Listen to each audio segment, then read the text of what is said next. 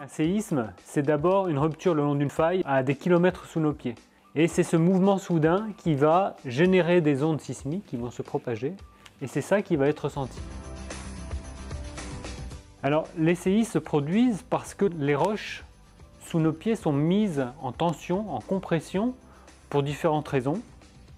Principalement à cause de la tectonique des plaques, qui est ce phénomène de grandes plaques. Finalement, c'est comme des plaques de puzzle à la surface du globe qui se déplacent les unes par rapport aux autres. Elles vont créer des tensions. Et donc c'est ça qui va donner lieu au chargement de contraintes le long de failles qui vont se relâcher d'un seul coup lorsque le point de rupture est atteint. Mais on peut également avoir des séismes liés par exemple à de la déglaciation. Des dizaines de milliers d'années après que la glace soit partie d'un territoire, il va y avoir comme un rebond du sol. En détendant la pression, les contraintes accumulées sur les sols, il peut y avoir des séismes. Donc il y a différentes raisons pour avoir des séismes, la plupart étant liées à des contraintes tectoniques. Contrairement à beaucoup de risques naturels, le séisme n'est, à ce jour en tout cas, pas prévisible. On n'est pas en mesure de dire où et quand aura lieu un séisme, ce qui limite les possibilités d'évacuation préventive par exemple.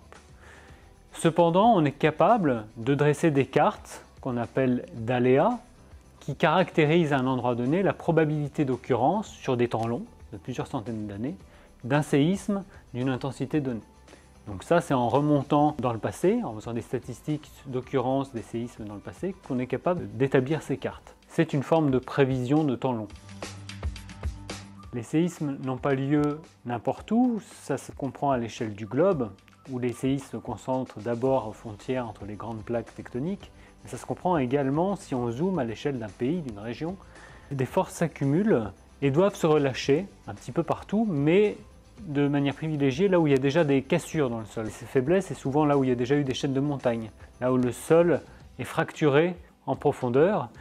En France, par exemple, nous observons des séismes quand bien même nous ne sommes pas à la limite entre des plaques. Les Alpes, le massif pyrénéen, il y en a dans le massif central, le fossé rhénan, et puis des grandes zones où l'on comprend un peu moins parce qu'il n'y a plus de montagnes aujourd'hui, comme la Bretagne par exemple, mais qui sont des zones qui, il y a des millions d'années, étaient marquées par des chaînes de montagnes qui ont été érodées avec le temps, mais le sous-sol est encore marqué de grandes failles, le long desquelles les contraintes vont pouvoir s'accumuler et se relâcher et donner lieu à des séismes.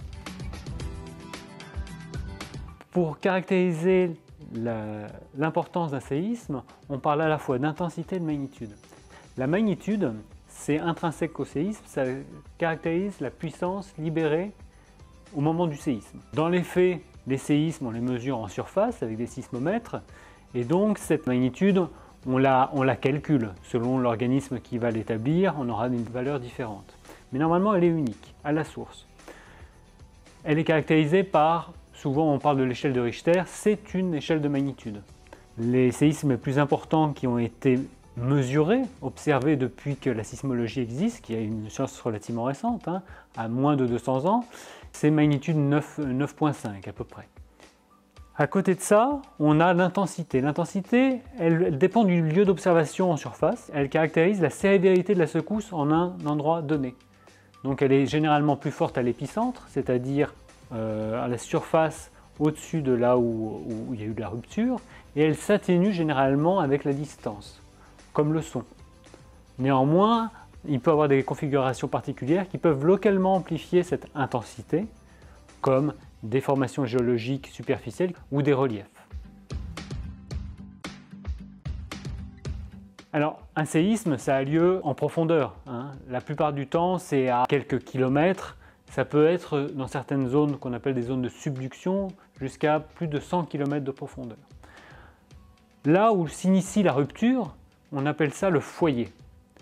Donc on a cette image d'un point sous nos pieds et la projection en surface, donc là, quand on est pile au-dessus, on appelle ça l'épicentre. Mais la plupart du temps, pour les séismes les plus importants, d'imaginer le séisme comme un point, ça ne vaut plus. Parce qu'en fait, ce sont des failles qui vont rompre parfois sur des centaines de kilomètres de longueur. Donc ce foyer caractérise l'endroit où s'initie la rupture. Lorsque donc il y a une rupture le long d'une faille, ça donne lieu à l'émission d'ondes sismiques. Comme lorsqu'on envoie un caillou sur un lac, il y a une onde qui se propage. En fait, il y a plusieurs types d'ondes sismiques. Les premières qu'on va ressentir, celles qui vont le plus vite, ce sont des ondes qu'on appelle P, les ondes premières. C'est des ondes de compression. Elles se propagent donc très vite. Elles sont suivies, quelques temps après, par des ondes de cisaillement. Elles sont plus lentes, on les appelle les ondes S, comme secondes. Et puis, plus tard, viennent d'autres ondes qui, elles, se propagent que à la surface et qui sont plus énergétiques, c'est-à-dire qui peuvent causer plus de dommages. Donc souvent, quand il y a un séisme, ça dépend de la distance à laquelle on se trouve de la source, mais on sent d'abord une petite secousse, plutôt verticale, ça se calme. Quelques secondes après, on va avoir un autre train d'ondes qui va arriver, c'est les ondes S, et puis suivi derrière, ça peut durer pendant plus d'une minute, dans certains cas, par d'autres trains d'ondes. Le risque sismique a ceci de particulier qu'il affecte surtout les humains. On a coutume à dire que ce qui tue, c'est pas le séisme, c'est les bâtiments qui s'effondrent. Donc la principale manière de se prémunir du risque sismique, c'est de construire des bâtiments qui ne s'effondrent pas en cas de secousse. On appelle ça le génie parasismique, les bâtiments parasismiques. Mais un bâtiment parasismique construit aux normes parasismiques en France ou au Japon n'auront pas du tout les mêmes niveaux d'exigence, parce que le niveau des secousses attendues n'est pas le même. Ce qu'on attend d'un bâtiment parasismique, ce n'est pas forcément qu'il se comporte parfaitement et qu'il soit réutilisable comme avant après le séisme, c'est qu'il ne menace pas la vie de ses occupants au moment des secousses. Peut-être qu'il faudra le raser après, mais au moins il protège les gens.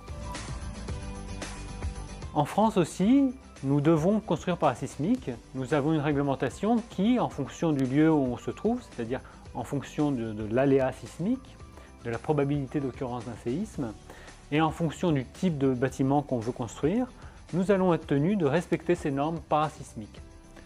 Les exigences ne sont pas les mêmes selon qu'on construit une maison individuelle ou une école, un site industriel, etc. Mais surtout, en France, la zone la plus sismique ne se trouve pas en métropole, mais dans les Outre-mer, avec les Antilles qui présentent un niveau de sismicité beaucoup plus important que ce qu'on a en métropole, du fait de la configuration du territoire, proche d'une limite de plaque. De ce fait, les réglementations parasismiques sont beaucoup plus exigeantes aux Antilles qu'en métropole. Et puis un territoire qui fait parler de lui depuis peu, c'est le département de Mayotte, qui connaît depuis 2 ans une activité sismique importante qui n'était pas connue jusque-là. Elle est liée à du volcanisme, mais ça re-questionne son exposition au risque sismique.